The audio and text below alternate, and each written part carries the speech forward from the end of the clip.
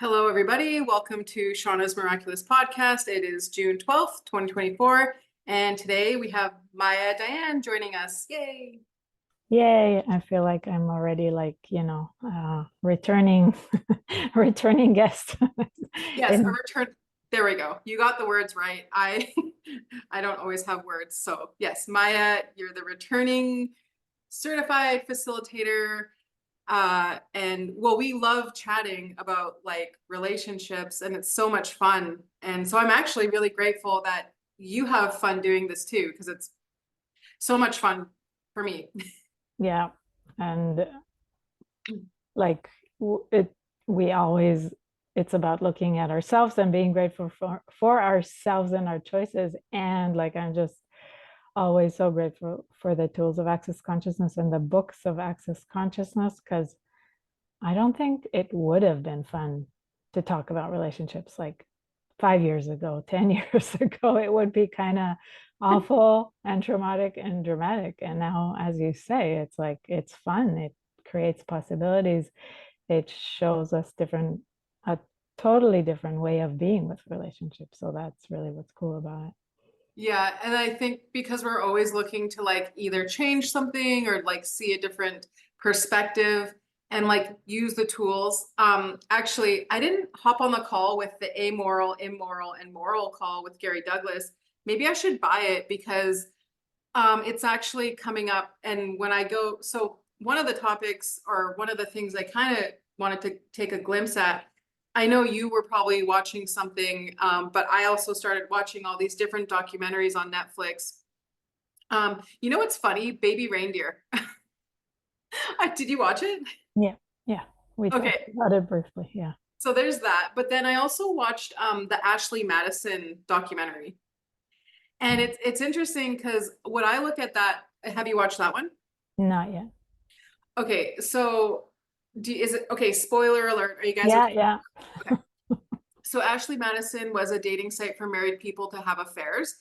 And what was interesting was they kind of spotlighted a Christian family. So there was the woman who wanted to be the perfect wife.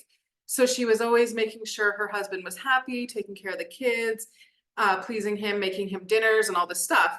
And then he was making sure that he kept the image of a Christian father devoted to his wife. Meanwhile, he's off like looking on Ashley Madison, having affairs, doing all these things. And to the very end, because he had me fooled. Well, in my mind, I was like, he's lying, he's lying, he's lying. And in the end, he did have to come out to his wife and say, yes, I was having affairs. She decided to give him like a second chance. But it was very interesting because he kept the image of like, I I am loyal and devoted, and he kept it hidden from her. And same with the owner of the app as well, the owner of Ashley Madison. He was like a big, huge, he was going out onto TV shows saying, well, I have a wife and I'm monogamous and devoted. But again, he was like cheating and like, ordering escorts and stuff. So it's like when I look at that, so that is definitely not moral. It could be what it might not be amoral, it could be considered immoral. And they even talked about that, how immoral it is for someone who is married and Christian to be having affairs. And I'm like, whoa, talk about relationships. Right. And again, there's like ideas that are sold to people, and then there's reality. Because all throughout history, being loyal wasn't really a thing. Just somebody framed that as the right and wrong, and then people who choose to live by that put all this pressure on themselves, and it's all for this created reality. Not to say like you can also be I don't know, true with yourself and choose, okay, I want to be a loyal partner and that what works for me. The difference here, I think, is more choosing an idea that doesn't actually work for you, but putting so much energy into proving that you're the opposite of what you imagine yourself to be, or trying to sell yourself as, like just a lot of energy in living this double, triple, quadruple life that just brings more lies and more secrets. And one of the very cool things that Gary Douglas says is that today's secret is tomorrow's lie, and that has so many implications. Whoa, that's really cool. That's well, and another thing, like with this Ashley Madison thing, maybe we could maybe speak to this because what happened and I was like, I didn't think about this, but what happened was a Ashley Madison got hacked, so all the information was out there to the world. And so you know what happened? People ended their lives over it. Mm. And I was like, there's all that, trauma, drama, upset, emotion, feelings, all those things. And it was like, wow, maybe if there was another point of view and way of looking at it, it could have been there could have been a different possibility. And I know people make their choices, but I was like, wow, I wonder if they like, if there could have been a conversation and understanding. Cause so the husband went and took his life and the wife was looking for him and she was like, she's like, wow, that didn't need to happen. Right. So it's like, and then another thing, as you were chatting, what came up was I also watched Mary and George, that show on Netflix. Mm. So with that, you've got like these royals running around. I think it was King Joseph, and he was gay, and he was sleeping with all the men, and his Right. wife was like, and then she was like, Yeah, and there's never any royal family who is actually loyal to their partner, like throughout history, let's face it, which is really funny. yeah, and then like his or not his wife, but Mary was like she had a like an escort turned girlfriend, so she was kind of like gay too. And it was just very interesting to watch. And then you see her pimping out her son to the king and like and they're and then they're all just having sex with each other. And you go to the French um like royal family and all the French royal families are having orgies. And I was like, whoa, what a wild show. So just before we go too off track, what when you mentioned both Baby Reindeer and Ashley Madison, it it kind of made me think of because last time we were talking about projections, expectations, separation, judgments, and rejections, which again we said that's a big topic and a big learning curve, but there is something very like the center of the whole thing is the more you are willing to be aware, the more like the surprise or the disappointment or the devastation doesn't even have to occur. Like both what's very cool about Baby Reindeer is kind of his vulnerability of really portraying how blind he was. But it's like there were so many points in that show where you're like, how does he not see? How does he not see? Like he thinks he's talking to a normal person, but we all know she's not a normal person receiving the signs of, oh, if I tell her to go away, she will go away. Like, no, it doesn't work like that.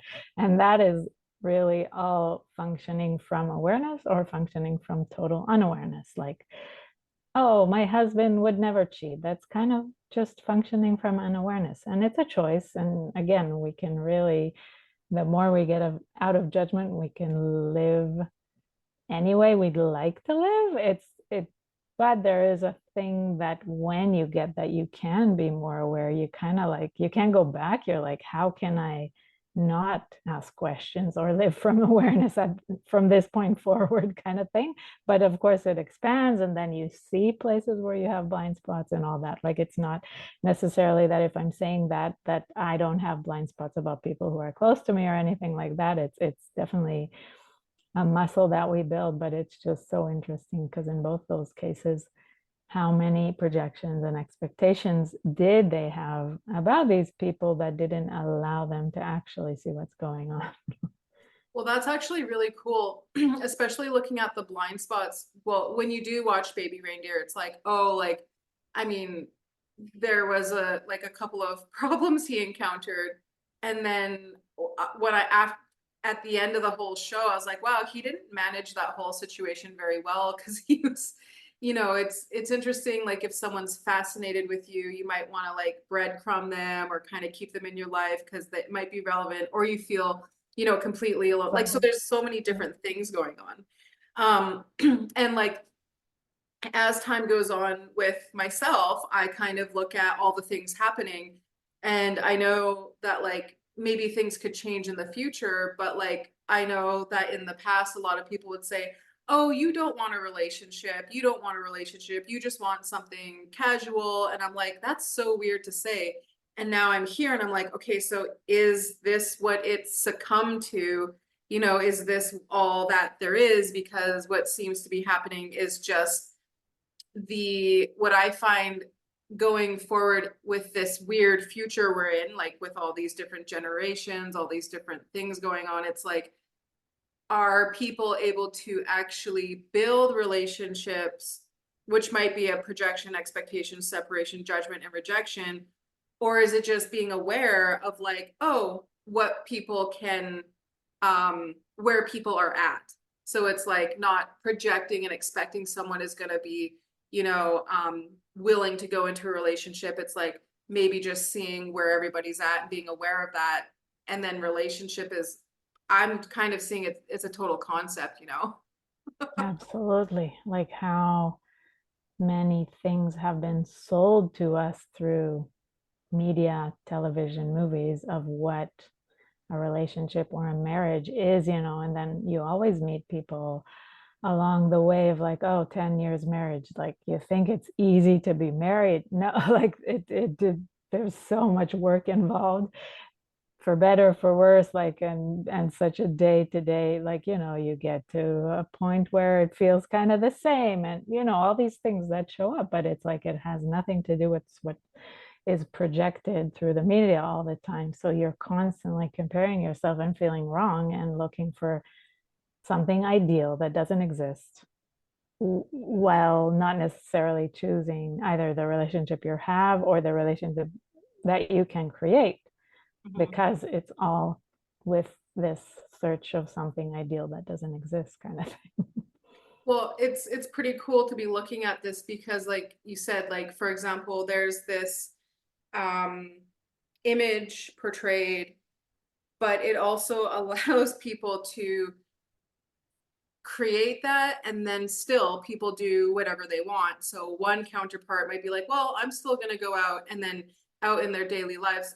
In Ashley Madison, there was a one of the like he was kind of a creator.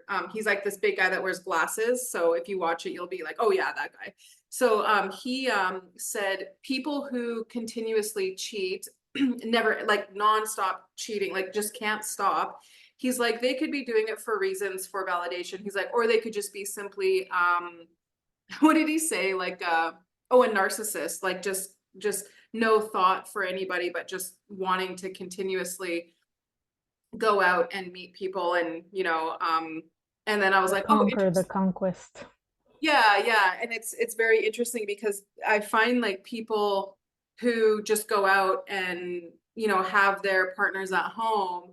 Um, it's just interesting because it's like you either have to be an allowance of that and know what's going on, but if you have like this projection or expectation that this person is loyal and monogamous, Yeah. but they might be sleeping with five other people while they're out on their lunch break, like it's just it can be uh like your world could be like not what you think it is. And in so many in the Ashley Madison, the wife was like, wow, my world crumbled because she thought her husband was going to work or whatever. So Yeah. And yeah. then there's this a world of awareness, which really there are no secrets really in a world of total awareness. And I think it's a very different concept for people, although in a way, like so much what we are experiencing in this generation is like all the secrets and all the lies are coming out in a way. So what if that is just what the world is more ready for now? And the old way of hiding so much doesn't work anymore, even if it's just the beginning of that. It's so interesting because I think everybody's completely unique with their relationships. Like I kind of look at myself and I'm like, okay, like once I meet someone, I just kind of I see where it goes, and so like that's where it does almost become casual because it's not like there's no like so oh yeah, I was talking to someone the other day and I was like, "Oh, like you like me as a friend." And they were like, "Yeah, yeah." And we started talking about how, you know, about that. And then I thought about it and I was like, "Wow, you probably wouldn't like me 10 years ago if I didn't have these tools and take all these classes and change because I would probably be like, oh my, like just latching on, wanting a relationship, poor me, pathetic, like totally pathetic. And like, I don't know, like just like totally different. Whereas now I'm like, oh, like, what's next or what else is possible? And like even, living a life that is completely different rather than holding on to something that, may not exist, So it's like I'm grateful for the tools because it doesn't keep you in the feelings, like like all those feelings.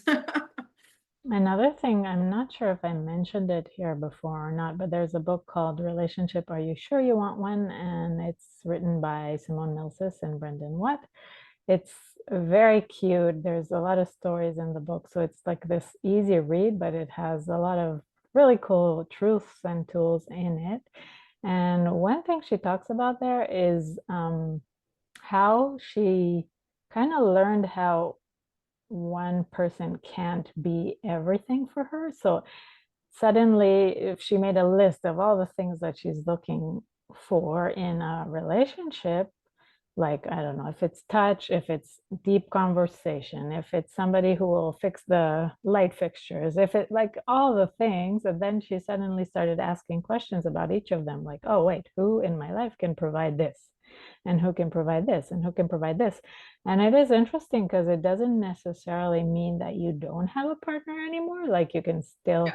choose to have a couple relationship and still expand those things, like because a lot of times what happens with couples is that you put so much energy and so much attention, like I can only have these deep conversations with him, or like so, and then there's so much pressure that's put upon one another, and that's something that would break relationships a lot of times. So if you kind of expand your world and you have more people contributing to you in different ways, again, it doesn't necessarily mean you break up. It just really gives more space to not get to that point, which is another one of those autopilots that you stop, I don't know, going to soccer because your partner doesn't go to soccer, and then you stop going dancing because your partner doesn't like to dance. So all these things are, or you only talk to this person and then you stop talking to your best girlfriend, and it's like, why? Yeah.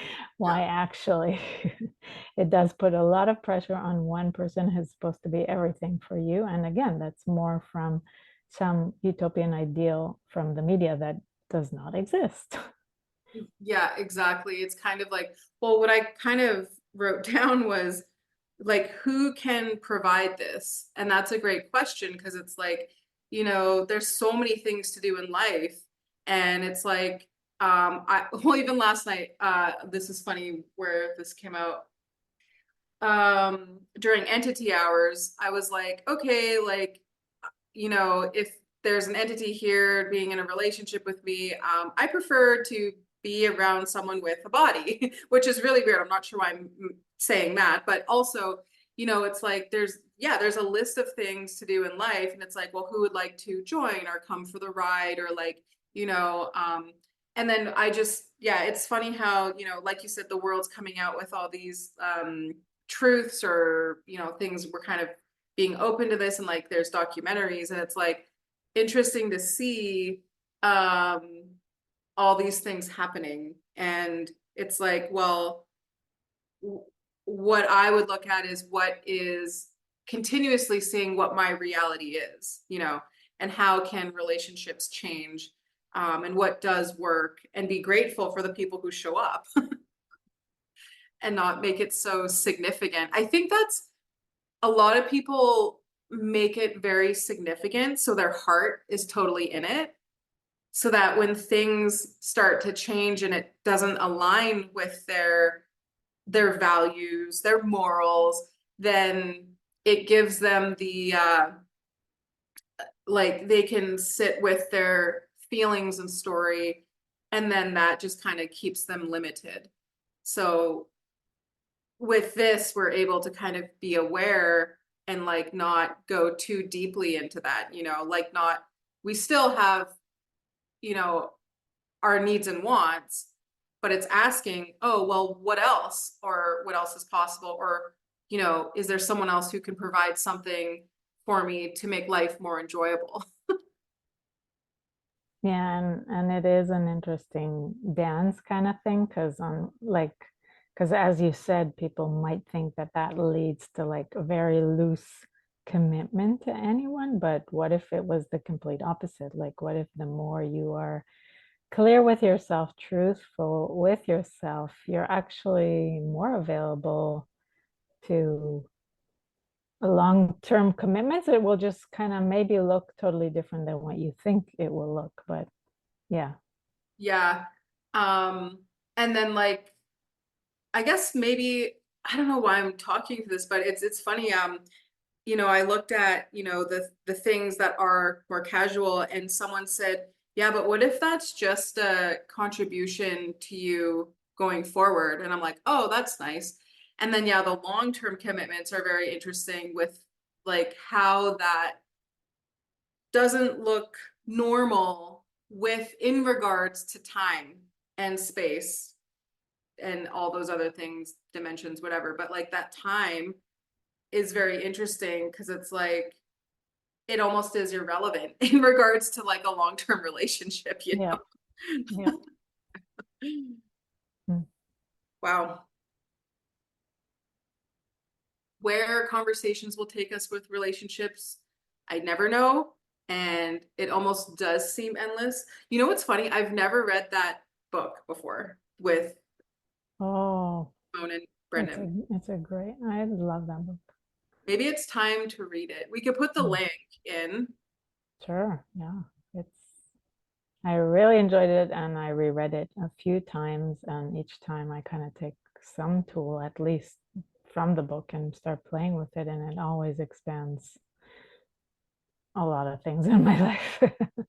Yeah, I know I read Divorceless Relationships. And, when you read these books, it's pretty cool because after you read it, things start to shift and change.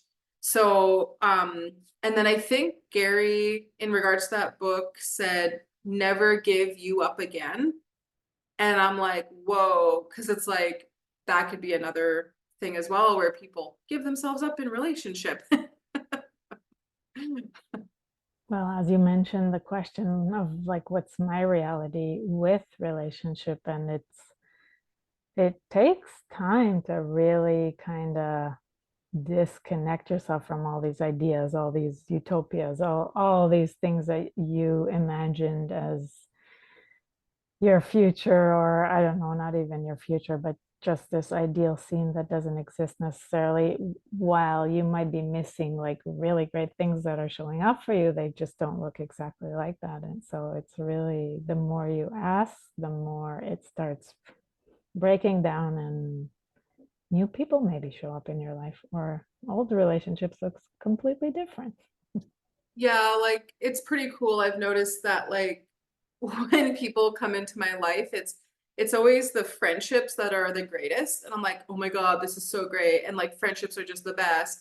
And then when it and then when it comes down to like any other thing, relationship or maybe even like sex or whatever, it gets a little different because it then it what I almost see is if there's a conversation about, okay, let's create a relationship, then it's a completely different world. It's not friendship. It's not Opening a whole can of worms on our last minute.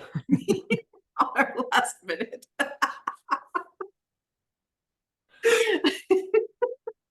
So yeah. For that, we'll have to say stay tuned. I love how the podcast end on a pretty good laugh, It's awesome. Okay, well, yeah. And again, thank you, Maya, for, going on this adventure of chatting about relationships. I'm very grateful. So thank you. Always a pleasure. All right. Okay. Bye, everybody. Bye.